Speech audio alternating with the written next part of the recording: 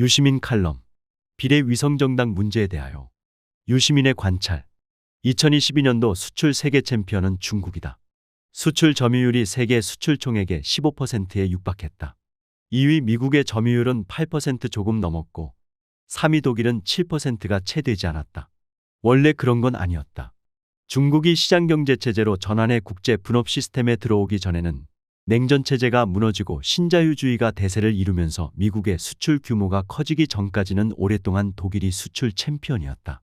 그때 독일 사람들은 어떤 수출품을 최고의 자랑거리로 여겼을까? 벤츠 승용차도 아니고 지멘스의 고속전철도 아니었다. 선거제도였다. 1990년대 초 사회주의 체제가 무너졌다. 동유럽 옛 사회주의 국가들은 일당 독재를 철폐하고 다당제와 자유선거를 도입하면서 대부분 독일 선거제도를 그대로 또는 살짝 바꾸어 도입했다. 독일이 어떤 나라인가? 히틀러의 전체주의 독재를 세웠고 세계대전을 일으켰고 홀로코스트를 저질렀고 그래서 세계인의 손가락질을 받았던 정치 후진국이었다. 그런데 불과 40여 년 지난 시점에서 민주주의 모범이 될 만한 선거제도를 정착시킨 선진국으로 인정받았다. 어찌 자랑스럽지 않았겠는가? 독일의 권력구조는 연방정부와 주정부 모두 내각제다. 선거제도 역시 똑같은 연동형 비례대표제를 시행한다. 1949년 독일 연방공화국을 수립한 이래 둘 모두 단 한 번도 바꾸지 않았다. 독일 선거제도의 핵심은 다음과 같이 요약할 수 있다. 유권자는 지역구 후보와 정당에 각각 투표한다. 지역구 당선자는 첫 번째 표가 결정한다. 그러나 정당의 의석수는 두 번째 표가 좌우한다. 정당 득표율이 5%가 넘으면 의원 정수의 두 번째 표 득표율을 곱한 만큼 의석을 받는다. 지역구 당선자가 할당 의석보다 적을 경우 그 차이만큼 권역별 비례대표 의석을 받는다. 녹색당과 자유민주당은 지역구 당선자를 한 명도 내지 못했지만 이런 제도 덕분에 50석 안팎의 의석을 획득해 3인당과 기민당의 연립정부 파트너로 집권당이 되었다. 가끔 어떤 주에서는 지역구 당선자가 정당 득표율에 따른 의석수보다 많은 경우도 생긴다. 그럴 때는 비례 의석을 주지 않으면서 지역구 당선자는 인정한다. 이른바 초과의석이다. 이 때문에 연방의회 의원 정수는 600명이지만 실제 의원 수는 더 많을 수 있다. 동유럽 국가들은 왜 하필 독일 제도를 받아들였을까? 민주주의 원조라고 할 수 있는 영국과 미국의 비례대표 없는 소선거구 제도를 어째서 외면했을까? 독일 시스템이 더 좋은 선거제도라고 판단했기 때문이다. 독일은 정치가 매우 안정되어 있다. 연방 총리를 비롯한 주요 정치인의 자질과 능력이 우수하다는 평가를 받는다. 정당이 잘 발전했다. 특정 정당이 연방의회 과반 의석을 얻은 적이 한 번도 없었지만 성향이 비슷한 정당끼리 원만하게 소연정을 이루었다. 어떤 이유 때문에 소연정으로 다수파를 만들 수 없을 경우에는 기민당과 3인당이 대연정을 한다. 독일 사회는 시민의 자유를 높은 수준에서 실현했고 경제적 번영을 이루었으며 필요한 개혁과제를 늦지 않게 해결했다. 독일은 부러워할 만한 나라였으니 그들이 독일 선거제도에 호감을 느낀 건 자연스러운 일이었다. 하지만 오직 그것 때문만은 아니었다. 이론적으로 보아도 독일만큼 합리적이고 정교한 선거제도를 가진 나라는 없다. 그래서 우리 국회도 4년 전 준연동형 비례대표제라는 이름으로 독일식 제도를 일부 받아들였다. 하지만 모두가 아는 것처럼 여야 거대 정당들이 비례용 위성정당을 띄운 탓에 제도 개선은 아무 효과도 내지 못했다. 하지만 제도 자체는 선거법의 엄연히 살아있기 때문에 제22대 총선이 넉 달 앞으로 다가온 지금 여야 정치인들은 이 제도를 어떻게 할지 본격 논쟁을 시작했다. 사실은 복잡하지 않은데 마치 복잡한 것처럼 이야기하는 이가 많다. 그래서 오늘은 어떤 기준을 가지고 이 문제를 판단해야 할지 내 생각을 요약해서 말해보려고 한다. 좋은 정치를 원하시나요? 이렇게 물으면 대답은 만장일치다. 나쁜 정치를 원한다고 할 사람이 어디 있겠는가? 하지만 의미는 없다. 어떤 정치가 좋은 정치냐고 물으면 저마다 다른 주장을 하기 때문이다. 좋은 정치가 무엇인지에 대해서는 사람 수만큼 많은 견해가 있다. 그렇다면 좋은 정치를 객관적으로 정의하는 건 불가능한가? 아니다. 할 수 있다. 널리 받아들여지는 정의는 이렇다. 국가 운영에 대한 시민의 다양한 소망과 요구를 최대한 있는 그대로 반영하고 실현하는 정치. 어떤가? 만사를 내 맘대로 하는 게 좋은 정치라고 믿는 사람이 아니라면 누구나 받아들일 수 있지 않겠는가? 만인의 요구를 살피고 있는 그대로 반영하는 정치를 좋은 정치로 규정한다면 좋은 선거제도 또한 객관적으로 정의할 수 있다. 집단적 의사결정 이론의 불가능성 정리라는 게 있다. 1972년 노벨 경제학상을 받은 에로가 증명한 바에 따르면 셋 이상의 선택지가 있는 경우 어떤 상황에서도 다른 방식보다 우월한 의사결정 절차는 존재하지 않는다. 이 정리를 선거제도에 적용하면 이렇게 된다. 어떤 조건에서도 다른 모든 선거제도보다 합리적인 결과를 보장하는 선거제도는 없다. 그렇다면 선거제도는 좋고 나쁨이 없다는 것인가? 그건 아니다. 앞에서 말한 의미의 좋은 정치를 북돋우는 선거제도는 좋은 선거제도이고 그렇지 않은 제도는 좋지 않은 또는 나쁜 선거제도다. 독일 시스템은 이런 기준에서 볼 때 좋은 선거제도이다. 현대의 대중민주주의는 기본적으로 정당 정치이다. 정당이 정치 서비스를 공급한다. 정당은 저마다의 정치적 목표를 추구하며 유권자는 자신의 소망과 요구를 실현하려고 노력하는 정당에게 표를 준다. 5% 득표율이라는 진입장벽이 있어서 일부 유권자는 의회에 자신을 대표하는 정당이 없다고 느끼겠지만 대다수는 그렇지 않다. 독일 선거제도는 정치가 국민의 다양한 정치적 소망과 요구를 최대한 있는 그대로 반영하고 실현하도록 북돋운다. 절대적 최선은 아니지만 현실에서 실행할 수 있는 좋은 선거제도라는 건 분명하다. 동유럽 국가들이 독일 제도를 받아들인 데는 충분한 이론적 근거가 있었다. 우리의 선거제도는 어떤가? 이 기준에 비추면 좋지 않은 제도라고 할 수밖에 없었다. 단순 다수제로 지역구 국회의원을 뽑는다. 의원 정수의 6분의 1도 되지 않는 비례대표 의석을 정당 득표율에 따라 분배했다. 지역구 당선자를 많이 내지 못한 정당은 정당 투표에서 10% 훨씬 넘는 득표를 해도 원내교섭단체를 만들 정도의 의석조차 받지 못했다. 반면 보수 진보 두 진영을 대표하는 거대 정당들은 득표율보다 훨씬 많은 의석을 차지하곤 했다. 독일이 이런 제도였다면 자유민주당과 녹색당은 집권당이 되기는커녕 연방의회에 제대로 자리를 잡지도 못했을 것이다. 우리는 1988년 이후 지금까지 정치에 대한 국민의 다양한 요구와 소망이 있는 그대로 국가 운영에 반영하지 못하게 하는 매우 좋지 않은 선거제도를 유지해왔다.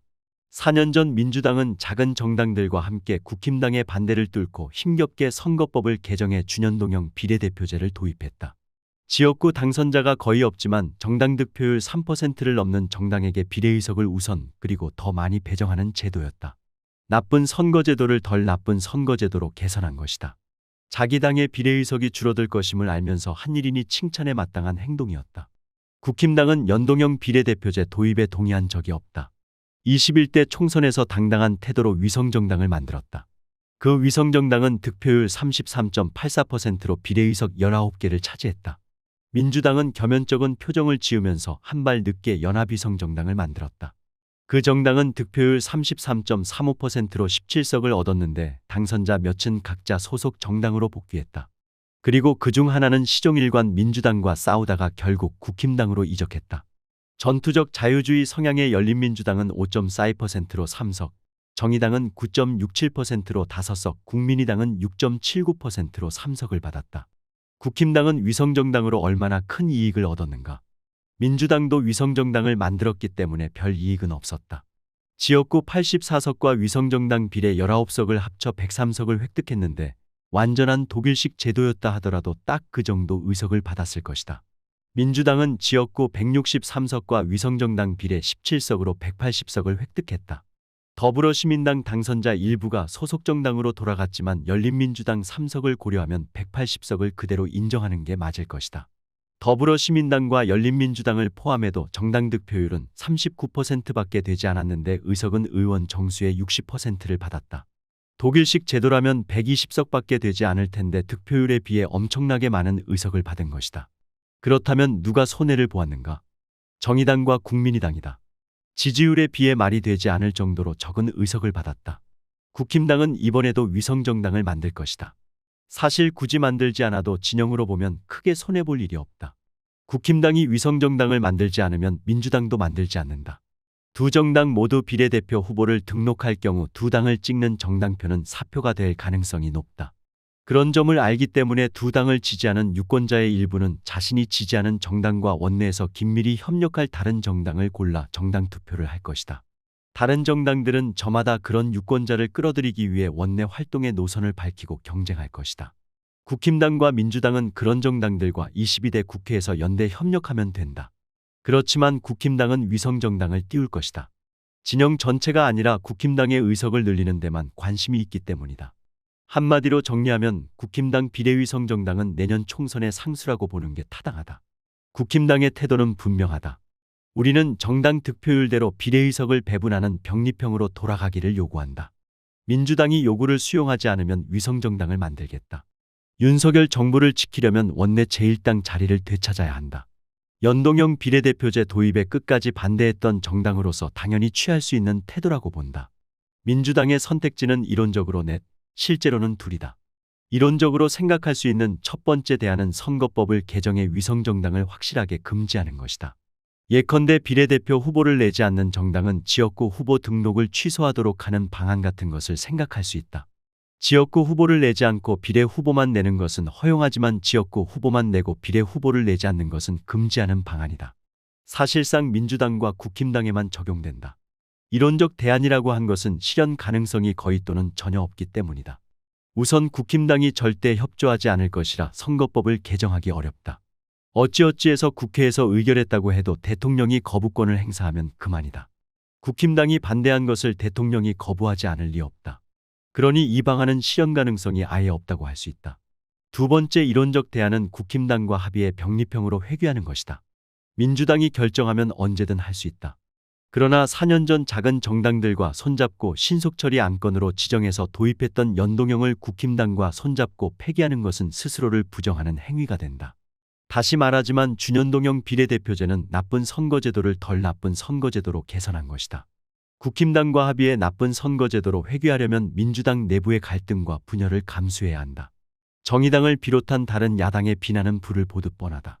현행 제도를 그대로 두고 위성정당을 만드는 것보다 결과적으로 나을 게 전혀 없는데 뭐하러 굳이 국힘당과 야합했다는 욕을 먹어가면서 이 길을 간단 말인가. 이 방안도 진지하게 검토할 필요가 없을 것이다. 현행 선거법의 연동형 제도를 일단 그대로 두기로 하면 민주당은 두 대안 중 하나를 선택해야 한다.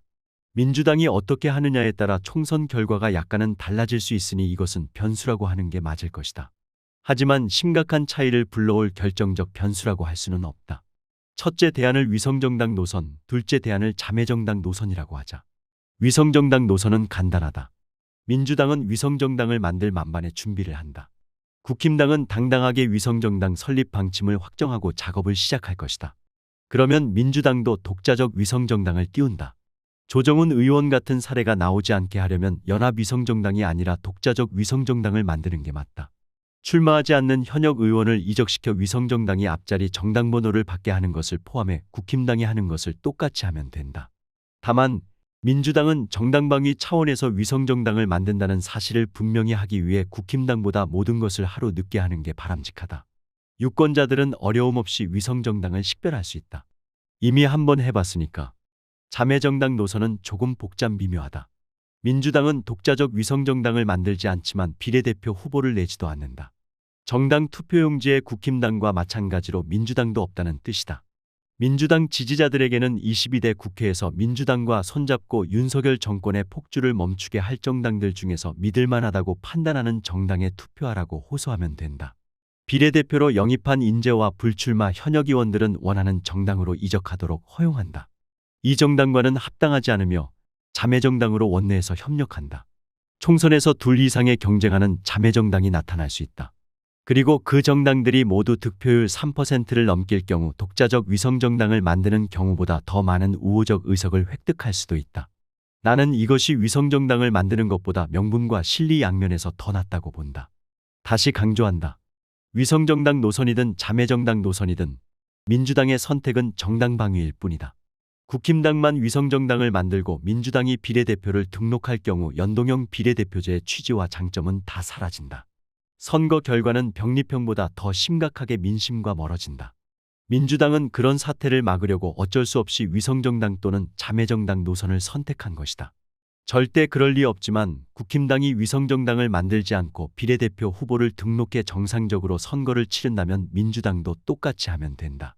오해가 생길지 몰라서 개인적인 견해를 분명하게 밝힌다. 나는 독일식 선거제도가 좋은 정치를 북돋우는 좋은 선거제도라고 생각한다. 그런 관점에서 독일식 제도를 부분 도입한 현행 선거법의 연동형 비례대표제를 확고하게 지지한다. 진보 진영에 유리하다고 판단해서 그러는 게 아니다. 이 제도는 특정 진영에 이익을 주는 제도가 아니다. 어느 선거에서 어느 정당이 이익을 얻을지를 미리 알 수는 없다. 국힘당은 내년 총선 지역구에서 어쩌면 민주화 이후 최악의 성적표를 받을지 모른다. 그럴 경우 국힘당과 보수 진영은 이 제도의 혜택을 받을 수 있다. 내가 이 제도를 지지하는 것은 그저 좋은 선거제도라고 평가하기 때문일 뿐이다. 민주주의는 정당 정치가 기본이다. 정치 서비스 공급자인 정당의 의석수가 그 정당에 대한 유권자의 선호도에 근접할수록 국가에 대한 시민의 다양한 소망과 요구를 최대한 있는 그대로 실현하는 좋은 정치가 이루어질 가능성이 높아진다. 그래서 이 제도를 존속시키는 것이 바람직하다고 본다. 그러나 그렇다고 해서 민주당더러 혼자서만 원칙을 지키라고 할 수는 없다. 선거법을 개정해 위성정당을 확실하게 막는 조항을 설치하지 못한다면, 그래서 국힘당 혼자만 비례용 위성정당을 만들고 민주당은 정상적으로 비례후보를 등록한다면, 준연동형 비례대표제는 극단적인 경우 국힘당의 20개가 넘는 의석을 공짜로 안겨줌으로써 헌법의 보통선거 원리를 파괴하고 민의를 왜곡하는 최악의 결과를 불러올 것이다. 그러니 민주당은 정당방위 차원에서 비례위성정당을 직접 만들거나 비례후보를 내지 않고 자매정당의 의석 획득을 지원하는 방안을 실행해야 한다. 국힘당과 합의해 선거제도를 옛 병립형으로 되돌리는 것은 어리석은 선택이다. 그보다는 이번에는 국힘당의 반대와 대통령의 거부권 행사 가능성 때문에 강력한 위성정당 방지 조항을 설치하지 못했지만, 22대 국회에서 대통령의 거부권을 무력화하는 데 필요한 의석을 확보해 연동형 비례대표제의 취지를 온전하게 실현하기 위한 선거법 개정을 조기 실현하겠노라고 공약하는 게 상식에 부합한다. 민주당더러 이래라 저래라 하려는 건 아니다. 민주당 지도부는 내 말을 듣고 무언가를 결정하지 않는다.